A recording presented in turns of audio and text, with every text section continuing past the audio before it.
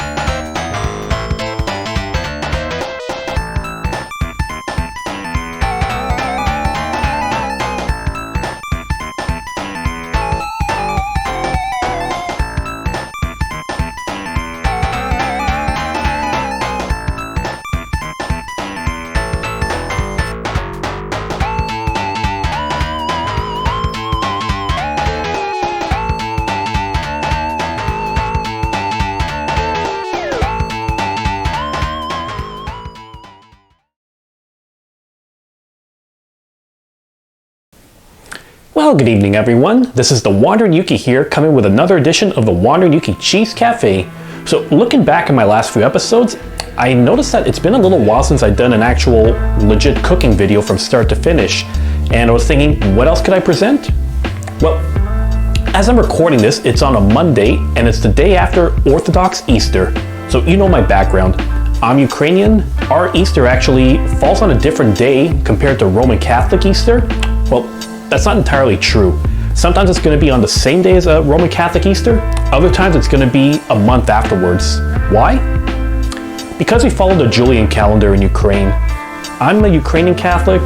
Most of them are Orthodox. So for all intents and purposes, they follow one calendar to make things simpler. It could be a bit complicated, but this gave me a perfect opportunity to do another dish to add to my Ukrainian playlist. And if you remember, I did create one, so feel free to click on that link on the top right corner and you'll be able to see the playlist of everything I have up to date. And today it's going to be more of a side dish as opposed to a legit meal.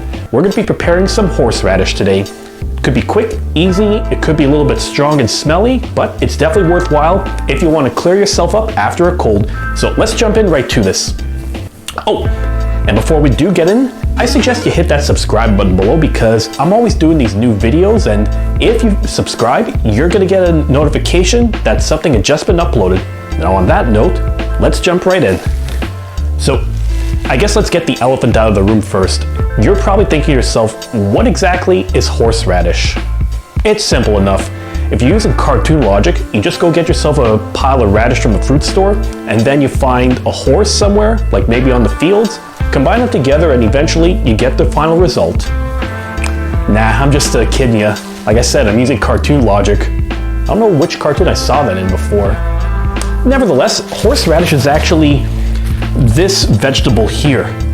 And yeah, I posted a little short of this a while back, and I did get some reactions that it kind of looks like a, well, anyone who has a dirty mind could probably use their imagination and tell me what this looks like. It's a root vegetable that is very strong, and my understanding from everything I've heard is that it's a seasonal one. You're not able to get this 24/7. At most, you're able to get it like in the early spring, which is perfect enough that you can find it for Orthodox Easter. So this is the main thing you're going to be needing. So you will need about a good 2 cups of this peeled up. My advice to give you is, if you're going to cut this, keep a good distance. Do not put your face right up this when you're doing the grating. As much as I joke about sniffing an onion is going to make you cry, this is going to burn you on the inside. You do not want that. That's going to be your first ingredient.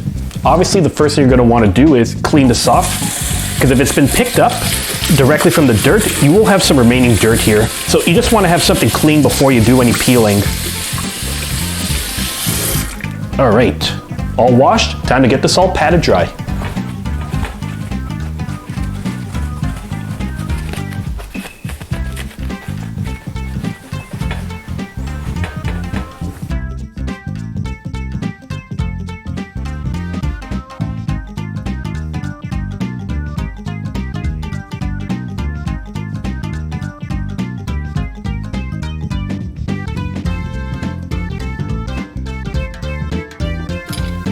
So once everything is all peeled, all you gotta do is start cutting up into smaller pieces because you are gonna need to shred this thing.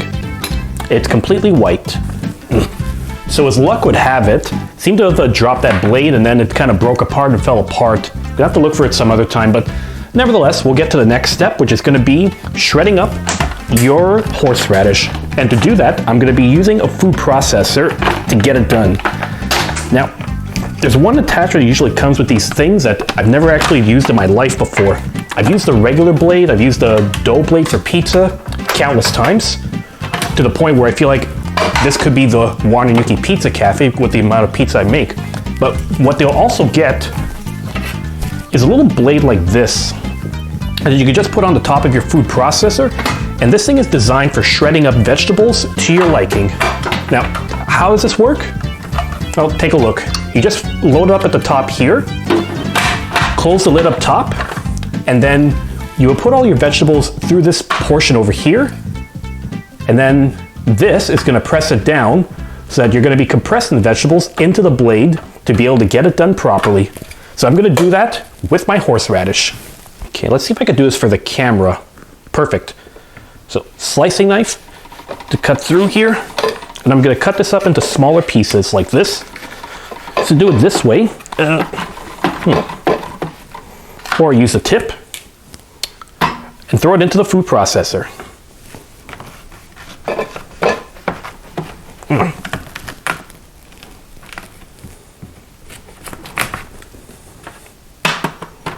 Just like so. All right, so I'm gonna do a quick test to make sure this thing is actually running properly. Now, let's press down. And if you're listening, I am gonna adjust the volume in post-production because this is gonna get loud.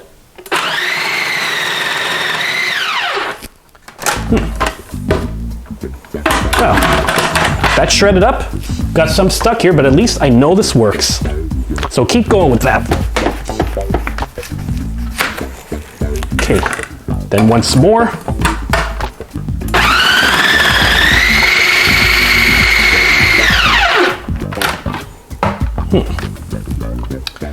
Yeah, it didn't seem to shred all entirely either. Oh well, we'll just keep going until it's all done. And then the final piece, but I think I'm gonna have to do this in a smaller couple of batches. Oof. And I'm gonna admit, the smell of the horseradish is starting to hit me now. So once you get into the center of it, you know you're getting to that. Now you're cooking with gas.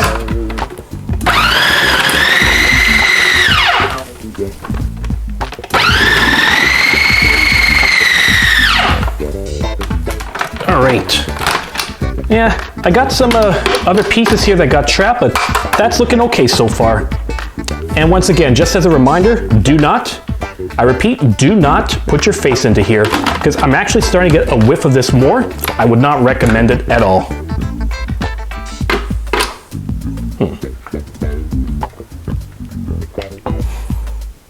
Oh, yeah, that's really starting to hit me. Okay, let's see if I can get all these shredded more so.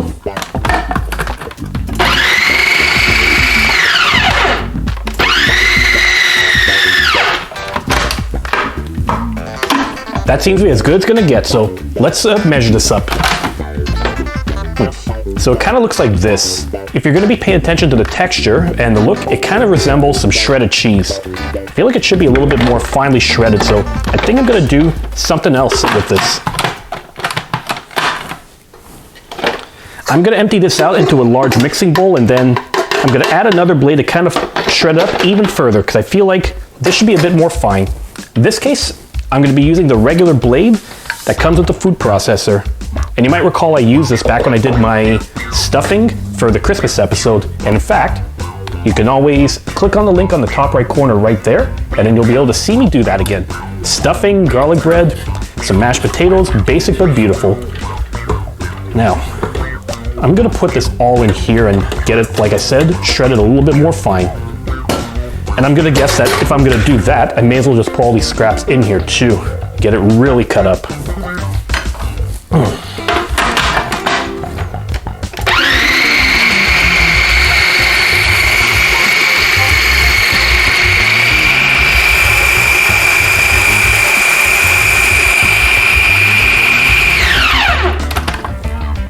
There, now that's a lot more shredded. See, so it should look a little bit more like this instead of your oversized shredded imitation mozzarella. That's a nice meet the bar.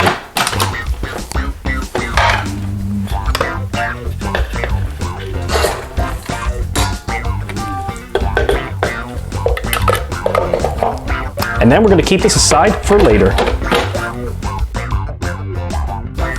So, if you're Ukrainian or if you've had this before, you've already known that this is going to be kind of pinkish or purplish when you're serving it. Now, considering just how white this vegetable is, you probably ask yourself, how do you do that? Well, it's just like when I was making those pickled turnips for myself. The key to that is you need a vegetable that bleeds. And no, I'm not talking about something violently. I'm talking about 1 bag of beets.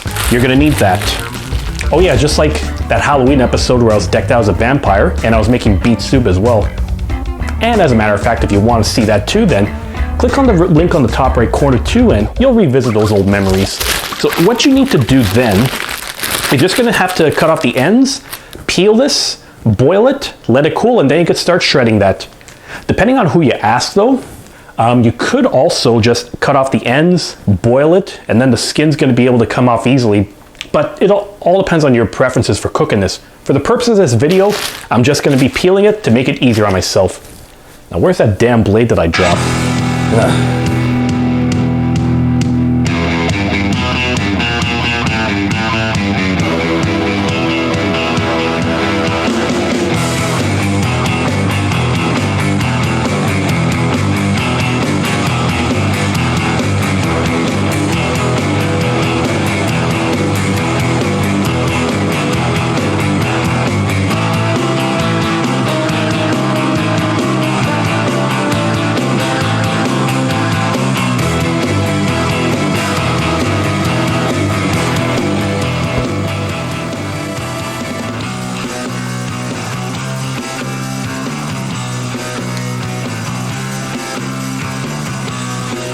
This thing should go back on.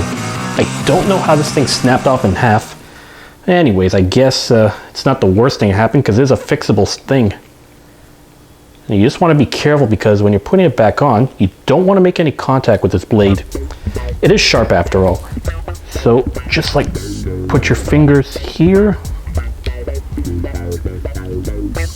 Okay. All right, good as new now. So now this thing is repaired, I can get started on working them beets.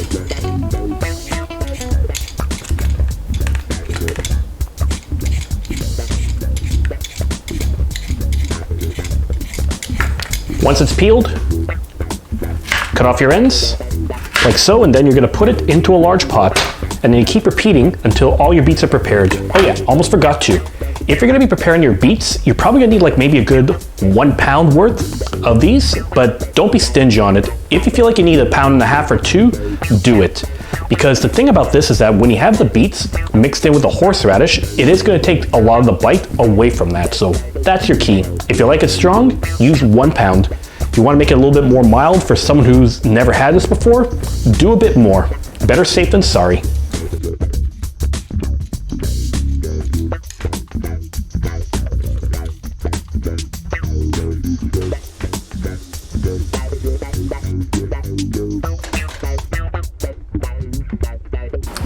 So I just finished off all the beets, I got some water in, and we're gonna bring it to a boil now. How long you wanna do it for could vary. I've been told it could take about an hour to do this, but you may be lucky, you might only have to use 30 minutes to boil this. The trick to know that your beets are ready is the same way as if you're boiling potatoes. What you basically want is you wanna stick a fork in them, and then if it slides off smoothly, you know that it's boiled properly. If it struggles to be shaken off, you gotta cook it longer. So keep going at that, and then once we're done boiling them beets, we are gonna start shredding them up, mix them with the horseradish.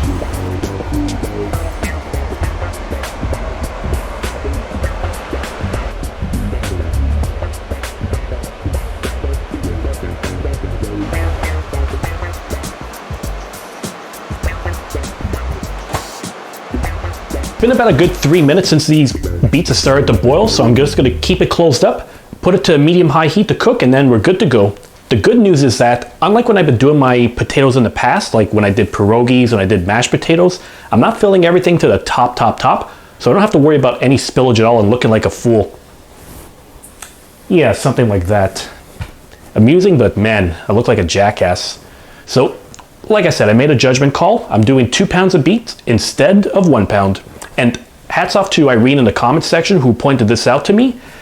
If you let this sit for a while, the horseradish is actually going to make things a little bit stronger. So one thing to you can do to find out if it's strong or not is just do a taste test as you're mixing things up. If it's too strong for you, add a few more beets, and then you could go from there. But then when you let it sit, it's a bit like with a pineapple. It'll stew in its juices and it's ripening, it's going to get more flavor, and horseradish will be the same. So keep going with this, and then we'll see how it turns out, and then we'll be ready to mix our next ingredients.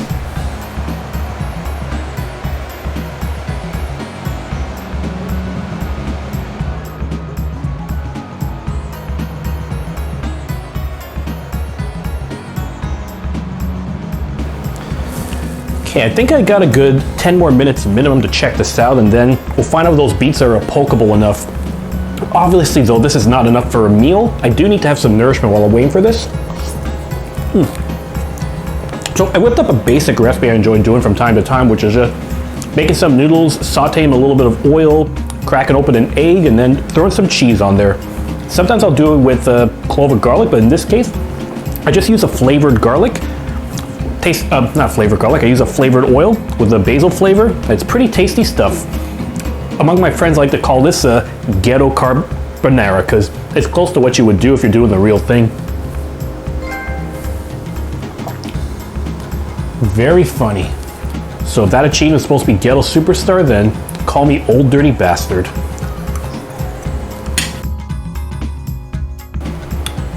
Okay, it's been around 31 minutes I've been letting this thing cook, so I'm about to find out if this is enough. Oh, and it kind of splattered. Even with minimal water, it seemed to have done that.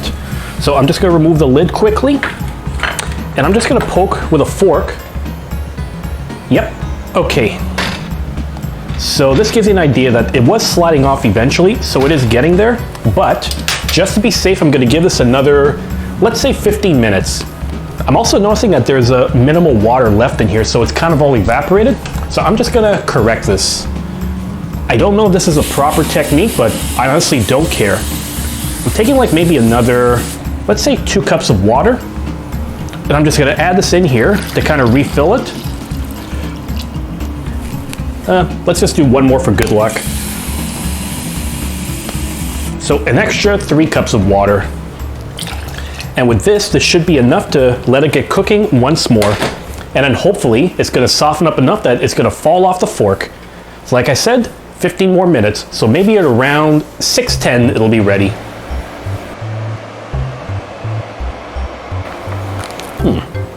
You know, I haven't looked at this cookbook in a long time, so maybe there's a few other recipes I can find that are kind of interesting.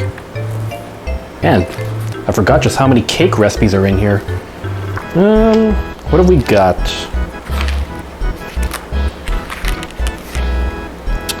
Sauerkraut chocolate cake? Really? You know, carrot cake makes a lot of sense, but throwing some sauerkraut in with some vanilla, chocolate, and coffee? Even I have my limits of what's tolerable. Sour cream Ukrainian chocolate cake. Not so crazy. Black Forest cherry tort. That's actually giving me flashbacks to when I had my grandmother doing gatherings for us. Every time we had people over, we always finished off with a Black Forest cake. And we did that for a long time and then gave up on it eventually. What can you do? Pineapple brownies? Really?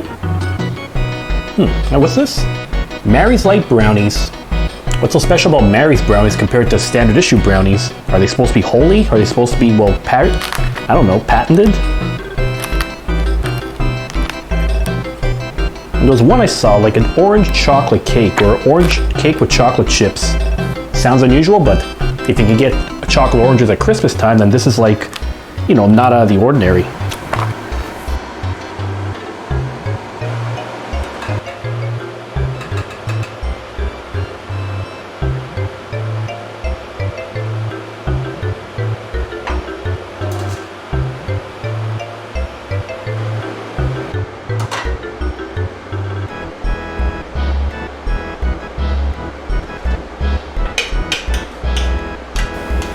Okay, spoiler alert, I gave us like another good 5 minutes to be safe, so let's see. Yep, this thing is starting to slide off pretty slowly. So I think we're gonna be good to go. Now, what I could do then is I'm gonna cut the heat, drain this, and then I'm gonna have to make it cool down now because apparently I'm supposed to shred cooler beets. And I know just the way. Take note of all the dishes done, and yeah, when you're doing a lot of cooking, sometimes you gotta clean up as you go. So my idea is I'm gonna take this strainer, and I'm just gonna drain the beets gently into here. Then what I'm gonna do is I'm just gonna run some cold water and hope that this gives it enough to kind of cool down a little bit. And then once I'm done with this, I can throw them into the food processor to begin shredding. Okay, and still pretty warm, so I'm gonna have to let this run a little bit longer.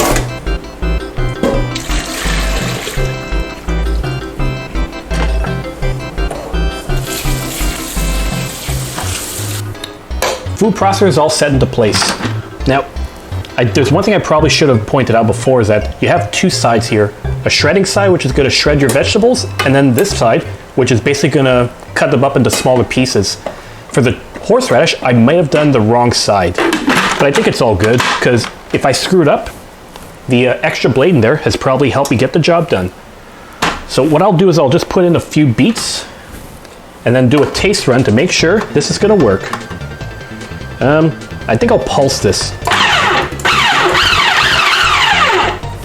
There you go. Beautiful. So keep doing this until all the beets are shredded up. Let's try that.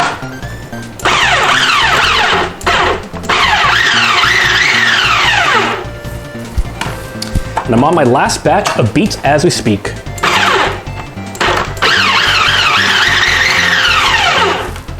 All right. Okay, I'm gonna have to do some cleanup here, but then we'll take a look to see how this turned out. Well, one trick that I was told to find out if the beets really are tender, but besides the fact they kind of ground up pretty well, is the taste one. Got one piece that didn't shred up properly. And so this is pretty soft, so I know it's good to go. So I'm just gonna go scoop up a few of these things to see if I can get it all shredded a little bit more, and then we can get to the final stage, which is mixing everything together.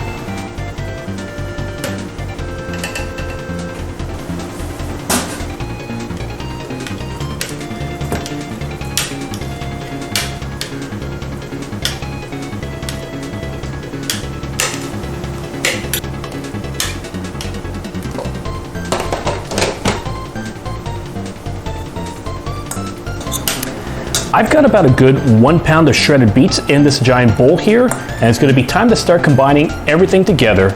So as you noticed before, I put all my horseradish, as you can see, onto a plate, so I'd be able to have this bowl to mix everything up. Now, I mentioned the quantities you would need before, but essentially, you can start using like maybe a good 2 cups worth of a shredded horseradish, and it works out perfectly because this measuring cup that I have here can fit 2 cups. Well, liquid cups, but it'll still serve its purpose over here. Gotta make use of your resources wherever you can. So I'm just gonna keep filling that up. Again, you wouldn't want to use all of the horseradish, simply because this stuff, like I said, actually gets stronger the longer it sits. So once it ripens, it's gonna get more of a pronounced taste. So if you think it's not strong enough, wait maybe a day or two, and you might actually regret it. Okay. 2 cups, still have a good amount. Oh, you know, I'll just add a little bit more here. So I'd say maybe I have like another 1.5 cups remaining of this. So for all intents and purposes, this works. So I'm just gonna take this and let's see if I can get it on camera. Throw it into the bowl. Worst case, if this is too much, then I'm just gonna add more beets to kind of even it out. So I am now gonna mix this up. I have a feeling I'm gonna probably add all the beets in here. No harm done. Ooh, you know, that smell is really starting to take me back. Seriously, I have not had this stuff in a long, long time. At least I don't recall. When was the last Easter we had together? Not counting this past year. Okay, so I have this here. Kind of looks like this. And that smell's hitting me. Oh, it's a bit more of a pronounced smell. So yeah, I think I'm gonna have to add a few more beets to take the bite out. But there's other stuff you would do to actually flavor this up a little bit more. Pretty similar to if you're doing pickles. So let's jump right into this. First thing you're gonna need is about 1 teaspoon of brown sugar. And you throw that in. Then after that, you would take 1 teaspoon of white vinegar. I'm gonna wait for that for now because I realize I have to pop open the cap and I don't wanna have liquid. So next will be, let's say 1/4 teaspoon of salt. I couldn't find my 1/4 teaspoon anywhere, so I'm just playing this by ear. Playing it by eye. Bad senses of everything. Okay, so now that's done. Let's get this cap off. Poke the hole around. And yes, I'm gonna clean all this up afterwards, so don't worry about it. So next, 1 teaspoon of vinegar. There. Might be a little bit more, but that's fine. And then I'm just gonna mix this all together. So the idea here is that you're gonna have this other tang that kind of pickles it up, but at the same time, the little bit of sugar will take some of that bite out as well. Keep going at it until it's well blended.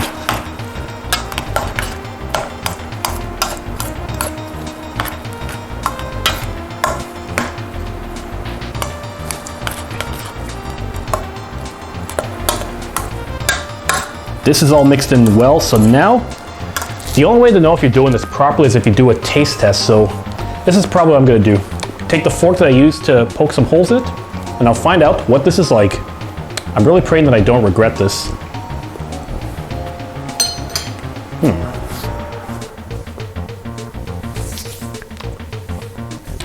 I feel like it's lacking beets. And, uh-oh. A horseradish is starting to hit me. Oof. Okay, but not as bad. It's giving me traumatic flashbacks to bite into wasabi like an idiot. Ugh, okay, I'm just gonna be safe with this then. All these beets that I got are left over here, so I'm just gonna throw it in, mix it all in. And then this should get the job done.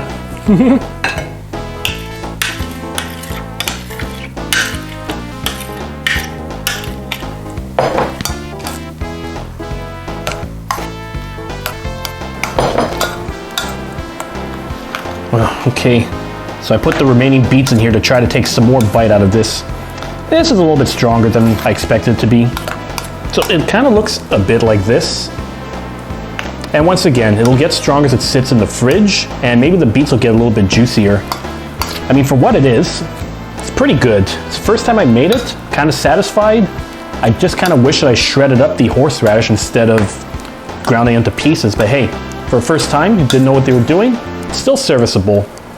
So I'll keep moving this around, mix it up, and then that'll be it. So everyone, thanks for watching this the Ukrainian edition of the Warner Cheese Café. And once again, if you like what you see, just be sure to hit that subscribe button below and give me a thumbs up if you like my antics. And be sure to share this video with other people, because the more views I get, the more people hear about my cafe, the more appreciated I am. And if you have any other ideas for future episodes, then by all means, leave it in the comments section, like new episode for a recipe, a project around the house, maybe an area of Montreal to wander around. I'll see what I could do. Till then, take care everyone, and happy belated Easter. I still got all this horseradish left over. Maybe I could pull a prank on someone and tell them I got some cheese.